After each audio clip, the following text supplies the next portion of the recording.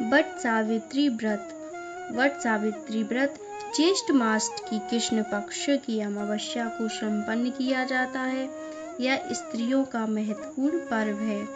इस दिन सत्यवान सावित्री तथा यमराज की पूजा की जाती है। सावित्री ने इसी व्रत के प्रभाव से अपने मृतक पति सत्यवान को धर्मराज से छुड़ाया था। इस व्रत का विधान जानते हैं। वट वृक्ष के नीचे मिट्टी की बनी सावित्री और सत्यवान तथा भैंसे पर सवार यम की प्रतिमा स्थापित कर पूजा करनी चाहिए या वट की जड़ में पानी देना चाहिए। पूजा के लिए जल, मौली, रौली, कच्चा सूत, भिगोया हुआ चना, फूल तथा धूप होनी चाहिए। जल से वट वृक्ष को सींचकर तनी के चारों ओर कच्चा धागा लपेटकर 3 बार परिक्रमा करनी चाहिए। इसके पश्चात सत्यवान सावित्री की कथा सुननी चाहिए। इसके पश्चात भीगे हुए चनों का बायना निकालकर उस पर यथाशक्ति रुपए रखकर अपनी सास को देना चाहिए तथा उनके चरण स्पर्श करना चाहिए। मध्य देश के राजा अश्वपति ने पत्नी सहित संतान के लिए सावित्री देवी का विधि पूर्वक व्रत तथा पूजन करके पुत्री होने का वर प्राप्त किया।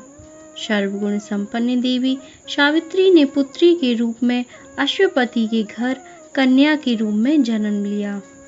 कन्या की युवा होने पर अश्वपति ने अपने मंत्री के साथ सावित्री को अपना पति चुनने के लिए भेज दिया। सावित्री अपने मन के अनुकूल वर का चयन कर जब लौटी तो उसी दिन देवर्षि नारद उनके यहाँ पधारे। नारद जी के पूछने पर सावित्री ने कहा, महाराज धुम्रसेन के पुत्र सत्यवान की कीर्ति सुनकर उन्हें मैंने पति के रूप में वरण कर लिया है। नारद जी ने सत्यवान तथा सावित्री के ग्रहों की गणना कर अश्वपति को बधाई दी तथा सावित्री के गुणों की भूरी भूरी प्रशंसा की और बताया कि सावित्री के 12 वर्ष की आयु होने पर सत्यवान की मृत्यु हो जाएगी। नारद जी की बात सुनकर राजा अश्वपति का चेहरा मुरझा गया। उन्होंने सावित्री से किसी अन्य को अपना पति चुनने की सलाह दी, परंतु सावित्री ने उत्तर दिया, आर्य कन्या होने के नाते जब मैं सत्यवान का वरण कर चुकी हूँ, जो अब वे चाहे अल्पायु हो या दीर्घायु, मैं किसी अन्य को अपने हृदय में स्थान नहीं दे सकती। सावित्री ने नारद जी से सत्यवान की मृत्यु का समय ज्ञात कर लिया। दोनों का विवाह हो गया। सावित्री अपने परिवार के साथ जंगल में रहने लगी। नारद जी द्वारा बताए हुए दिन से 3 दिन पूर्व से ही सावित्री ने उपवास शुरू कर दिया। नारद द्वारा निश्चित तिथि को जब सत्यवान लकड़ी काटने के लिए चला तो सास ससुर से आज्ञा लेकर वह भी सत्यवान के साथ चल पड़ी। सत्यवान वन में पहुंचकर लकड़ी काटने के लिए वृक्ष पर चढ़ा। वृक्ष पर चढ़ने के बाद उसके सिर में भयंकर पीड़ा होने लगी। वह नीचे उतरा। सावित्री ने उसे वट के पेड़ के नीचे लिटा दिया। उसका सिर अपनी जांघ पर रख लिया। देखते ही देखते यमराज ने ब्रह्मा के विधान के रूप रेखा सावित्री के सामने स्पष्ट की और सत्यवान के प्राणों को लेकर चल दिए। कहीं कहीं ऐसा भी उल्लेख मिलता है कि वट वृक्ष के नीचे लेटे हुए सत्यवान को सर्प ने डस लिया था। सावित्री सत्यवान को वट वृक्ष के नीचे ही लिटाकर यमराज के पीछे पीछे चल दी। पीछे आती हुई सावित्री को यमराज ने उसे लौट जाने का आदेश दिया। इस पर वह बोली, महाराज, जहाँ पति वहीं पत्नी, यही धर्म है, यही मर्यादा है। सावित्री की धर्मनिष्ठा से प्रसन्न होकर यमराज बोले, पति के प्राणों के अतिरिक्त कुछ भी मांग लो।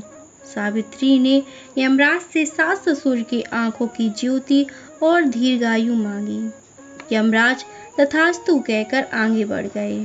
सावित्री भी यमराज का पीछा करती रही। यमराज ने अपने पीछे आती सावित्री को वापस लौट जाने को कहा तो सावित्री बोली, पति के बिना नारी के जीवन की कोई सार्थकता नहीं। यमराज ने सावित्री के पति धर्म से खुश होकर पुनः वरदान मांगने के लिए कहा। इस बार उनसे अपने ससुर का राज्य वापस दिलाने की प्रार्थना की। तथास्तु कहकर यमराज आगे चल दिए। सावित्री अब भी यमराज के पीछे चलती रही। इस बार सावित्री ने यमराज से 100 पुत्रों की मां बनने का वरदान मांगा। तथास्तु कहकर जब यमराज आगे बढ़े तो सावित्री बोली, आपने मुझे 100 पुत्रों का वरदान दिया है, पर पति के बिना मैं मां किस प्रकार बन सकती हूँ। अपना यह तीसरा वरदान पूरा कीजिए। सावित्री की धर्मनिष्ठा, ज्ञान, विवेक तथा पतिव्रत धर्म की बात जानकर यमराज ने सत्यवान के प्राणों को अपने पास से स्वतंत्र कर दिया। सावित्री सत्यवान के प्राण को लेकर वट वृक्ष के नीचे पहुंची, जहां सत्यवान का मृत शरीर रखा था। सावित्री ने वट वृक्ष की परिक्रमा की तो सत्यवान जीवित हो उठा। प्रसन्नचित्त सावित्री अपने सास ससुर के पास पहुंची तो उन्हें नेत्र ज्योति प्राप्त हो गई। इसके बाद उनका खोया हुआ राज्य भी उन्हें मिल गया। आगे चलकर सावित्री 100 पुत्रों की माता बनी।